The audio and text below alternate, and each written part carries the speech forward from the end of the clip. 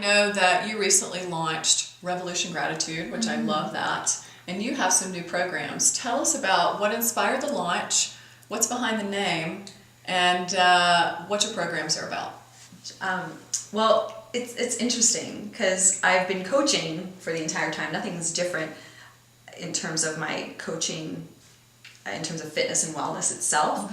But I went from doing things one-on-one, which I still do a little bit of, to launching completely online. So now I have these remote programs. I have Revolution U, which is a one-on-one coaching program, and Revolution Tribe, which I absolutely adore because it's about creating community and having that support and still working through fitness and wellness goals, but working it together with a group of other women and men on occasion.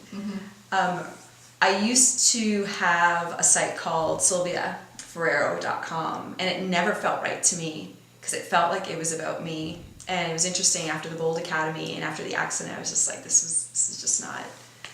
And so after Bold Academy, I realized gratitude is what saved my life.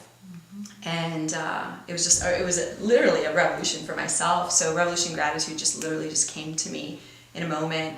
And I realized in people's transformations, the thing that I've seen, bar none, make the biggest change is when people genuinely understand the power behind cultivating a heartfelt appreciation for every person, thing, and circumstance that crosses your path as is, and not in this idea of what we view as the perfect little version of our world, but as it comes, because that is where our greatest lessons and our greatest teachers come gift wrapped in those challenges.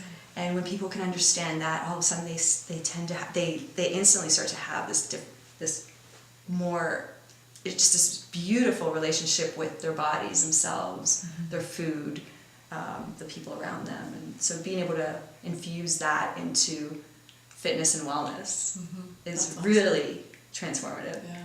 And so who would you say that is your ideal client or the tribe that you are a part of? That's an amazing question. It's interesting because as I've changed since that car accident and just being out here in Boulder, my clientele is completely different. So now I find myself just naturally attracting social entrepreneurs. So entrepreneurs who understand that their business isn't just about creating money and having a successful business that has a great name and whatever, but it's the ripple. So how it affects the people around them, how it affects the environment, how it can affect somebody on the other side of the planet, literally. And so I love working with these social entrepreneurs, and I guess because I've become more creative and really in that space where it's important to me that my impact be something that empowers and inspires others.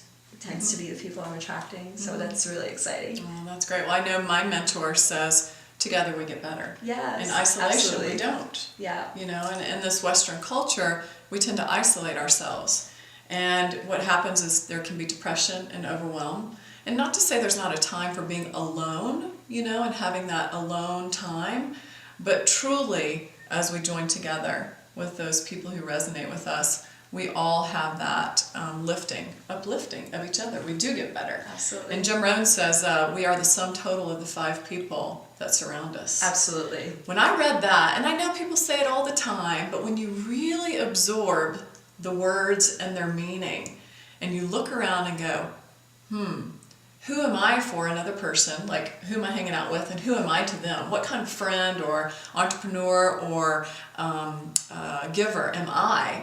And then who am I surrounding myself with? So was that something that you've ever thought about or has come into your life before? Absolutely. Absolutely. It's interesting, and this is something that I actually share with my clients. I love that whole the 5 people that surround you, because I basically coach them in terms of the people that they want a certain fitness level. Surround yourself with people who are better with you in fitness.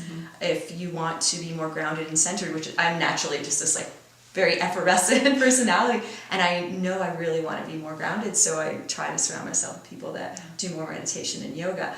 And so whatever, and it doesn't have to be the general 5 people, but it's what parts of you do you want to cultivate and find your tribe within those. Yeah. things. Yeah, Yeah, absolutely. Yeah.